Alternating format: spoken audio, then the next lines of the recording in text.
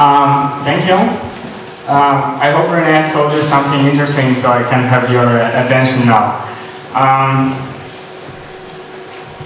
In this morning, I was thinking, actually not this morning, but yesterday, because I walked from the border to Košice. I was late for the train, so the only solution was to walk. It was interesting. And I was thinking, you know, at TED or TEDx stage, you have this scientists, business people, social activists, people that somehow change the world, and then you have a dreamer, a guy that says that I dream for a living, and I try to do something with this.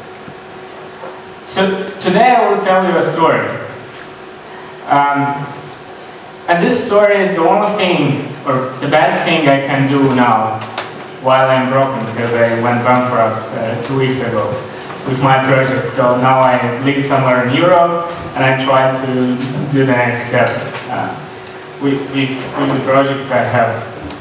And the story, it's about a person that has some superpower. He's an always young student. He's, I think, several thousand years old, and he travels through the time facing different educational systems and paradigms. To make this real, I have two things I want to ask you. Magic things. The first one, relax. Really, you can change the position now on your seat. Forget problems. Forget I don't know, the business stuff, the problems in education. Just relax. Okay? It's okay with this? Okay. And the second one, please try to focus. And while I'm telling you the story, try to see the things that are happening there.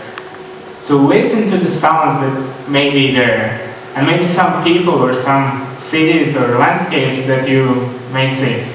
Okay? So relax and try to be in the story. It's a true story. So the guy was born somewhere, I don't know where. But in times when the education was focused to two main things: survive and help the community.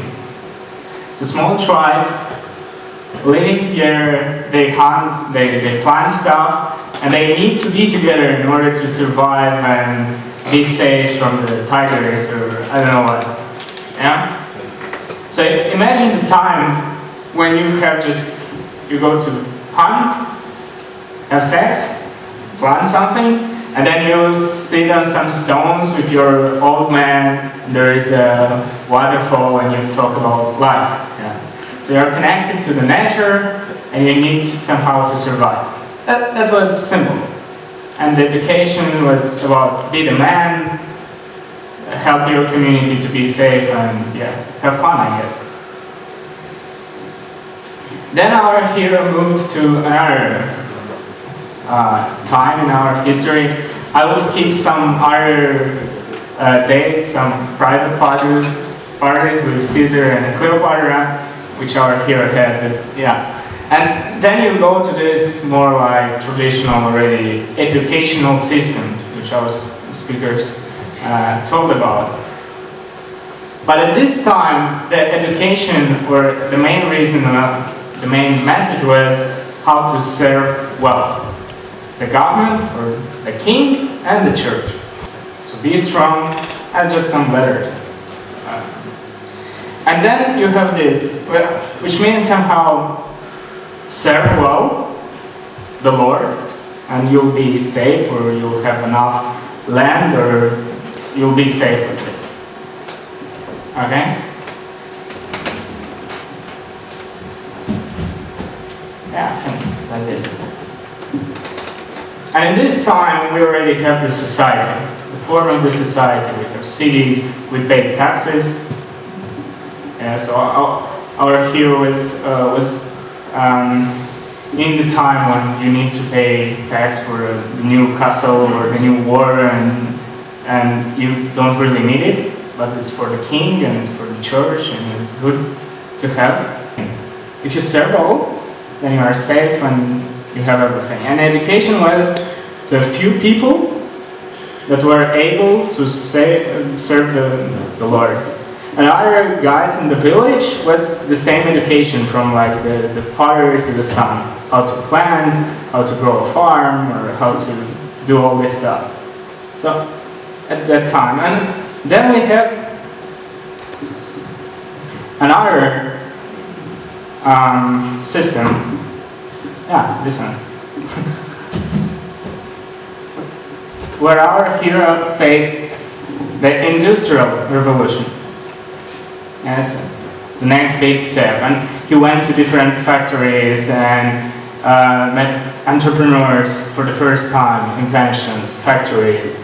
And like products that used to be handmade, exclusive, custom, became like mass production. The same for everyone. And people had cars and furniture and everything, but it was the same. And in this particular time, the education was how do you perform well for your boss. So it was the first time in the history when people started to think about career. So education was turned from serving or surviving to a plan or somehow to you. But again, you served a system, and the system was industry, and the industry pays to the government so it can be developed. And so we became a mass product, which the government invests in an official institution, which is university or school, and we become a product for the companies. Yeah? And in this time is perform well. The education is perform well for the guys that pay us. Okay? And then you have some social security and you have bridges and you have feeders and you think that you are somehow happy and the government takes care. Okay? And then we have the next one, which we experience, and our hero experience right now, which I call stock revolution. It's not stop, but it's stuck. We are somehow blocked. I agree, and there is a TED talk that we live in the best times from our history. We have performance in medicine, we have internet, we have education, we have freedom, democracy, but the system is not working. And not just the financial system, but if you ask people, let's say we are 7 billion on the planet. And let's suppose that 1% of these people are okay. I mean, they like their life, job, they have enough money. It's like 17 million, something like this. Okay, but it's not even important. And if you go to this 1% and ask them the main question, for me is the main question. Are you happy about your life? But when you say happy, it means that you wake up in the morning with a smile on your face, you are ready to go in the office or wherever you work, and you inspire people around you and you feel that there is a meaning, then again 1% of that 1% will say, yes, definitely happy, I'm ready to do it. So we have just tiny, small community of people that know what they want in life, and then they make actions to do it. Yeah? And then our hero decided that we cannot continue like this. And the next, what we want to do is to make a dream revolution. What does it mean? That's another card here.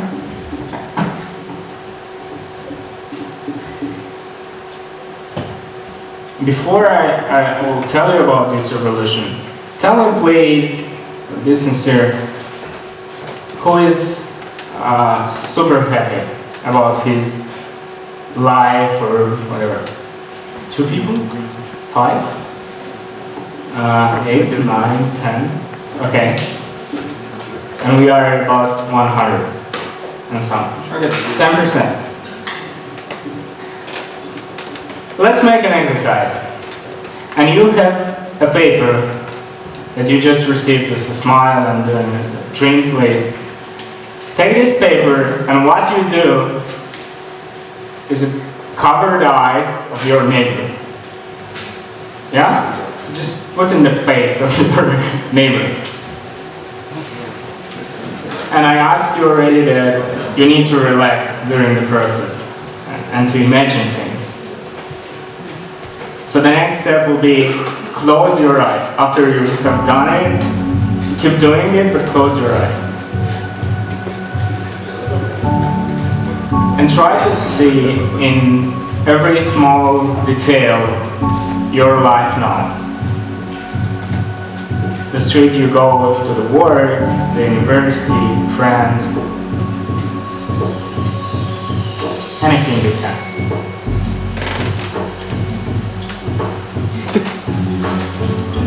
The more details, the better.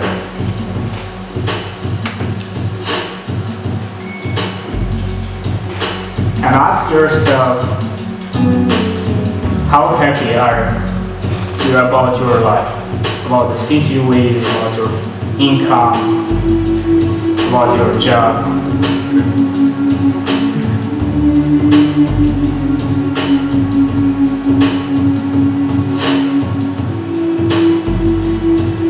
And most important, what are you going to do next?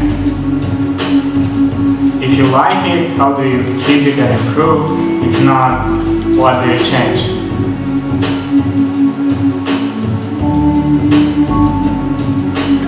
And my final question to this small experiment, what's your dream?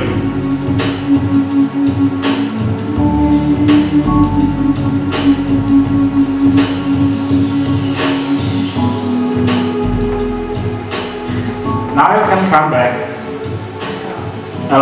I will explain the neighbor thing. So one thing is to dream about what you want in life. But another thing is to ask other people around what's their dream and try to connect and help them. So our hero, as I said, is a real person. His name is Harold. He's from Austria. And when I told you that he's a forever young student, yeah, it is. And somehow he experienced different cultures. He was in Tibet for several months. He traveled all around the world. He was in a successful airline company. But then he decided that I don't want to do this. I don't like the stock revolution. I don't like how people think, how people enjoy their life, and I'm going to change it.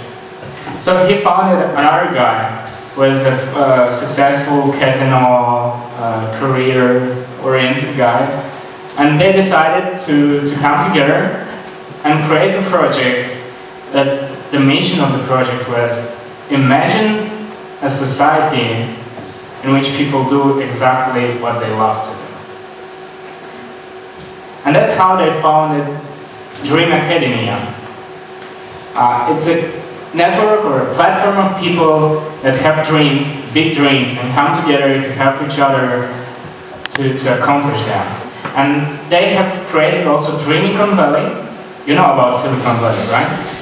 So Silicon is from Silesium, which is in the chips, but Dreamicon Valley, it's a huge place between Hungary and Austria, where they want to build the entire new community or city where people from around the world come together and work on their dreams.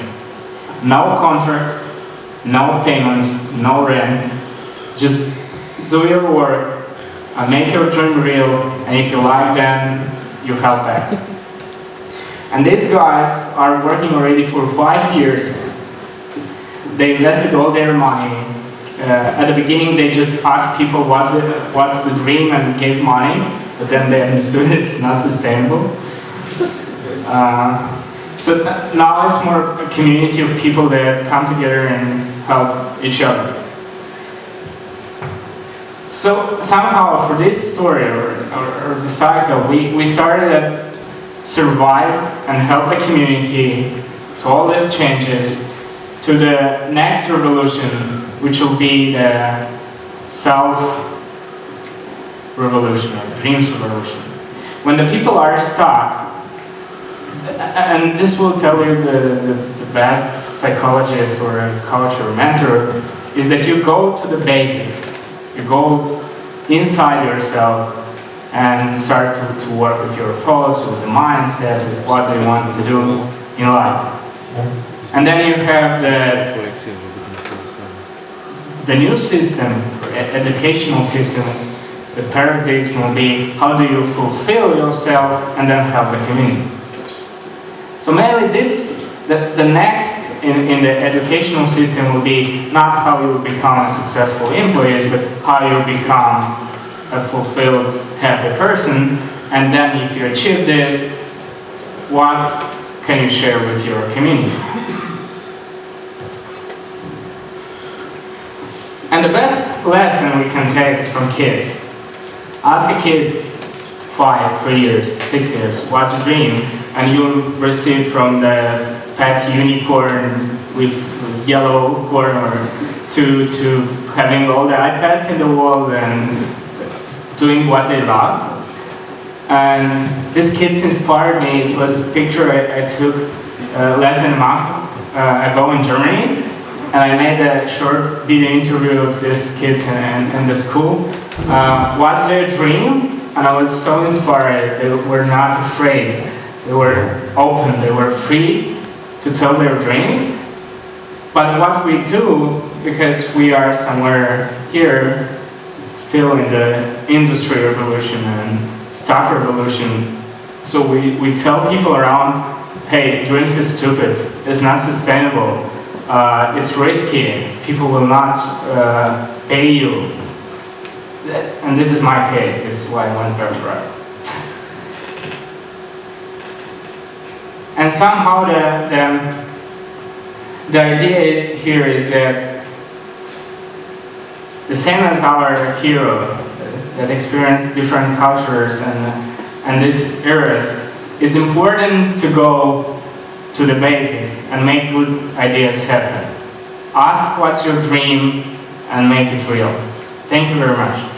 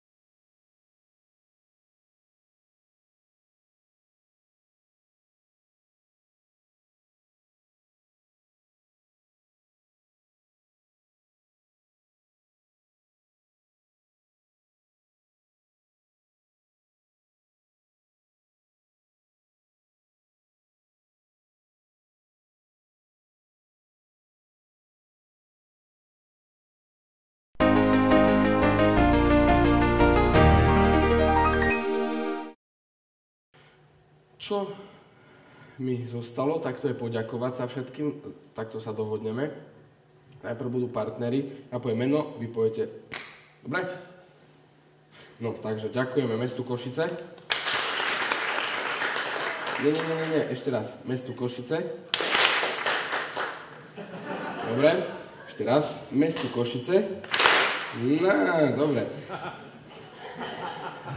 Ďalej je tu firma Ixonos, Arminius, Mortro a partner, H-reklama, Paralak, Pantarej, Adlia. Nie. Komu? Nevieme komu. Ešte raz. Adlia a iStores. No, šikovný.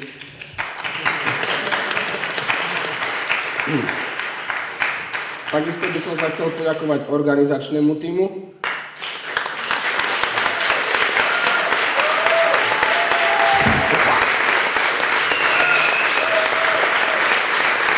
A takisto aj dobrovoľníkom. Tri.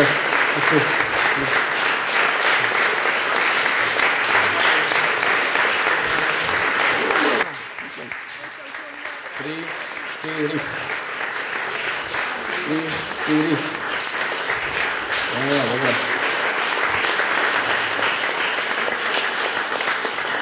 Nemyslíte si, nezabudol som, samozrejme veľká vďaka patrí vám rečníkom, ale vy ste už tuto dneska svojich 18 minút slavy zažili, čiže už hore neprídete, ale samozrejme vám patrí najväčšia vďaka. Ja. No, zatieskaním si. Ďalej kameramanom zo spoločnosti Voilap, ktorí sa postarali o to, aby toto tu ostalo večné. A fotografom Romanovi Sirovi a Michalovi Bajkajovi. Ďalej by som sa chcel poďakovať primátorovi mesta Košice Richardovi Rašimu, pod ktorého záštitou sa TEDx Košice organizoval. Poslancovi mestského zastupiteľstva mesta Košice Otovi Briximu za pomoci pri organizácii spoločnosti Arkana, oficiálnemu organizátorovi konferencie, personálu Východoslovenskej galérie za spoluprácu pri prípravách personálu a študentom Technickej univerzity v Košiciach pri zabezpečovaní aktivít, stručne si povedal, zabezpečovaní aktivít v prestávkach a gymnáziu Milana Rastislava Štefánika a pani riaditeľke Ivane Antoniovej za pomoc pri organizácii.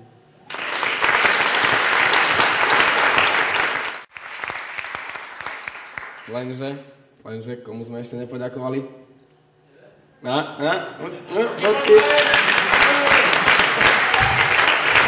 Bolo byť cťou. Tak, snad na rok.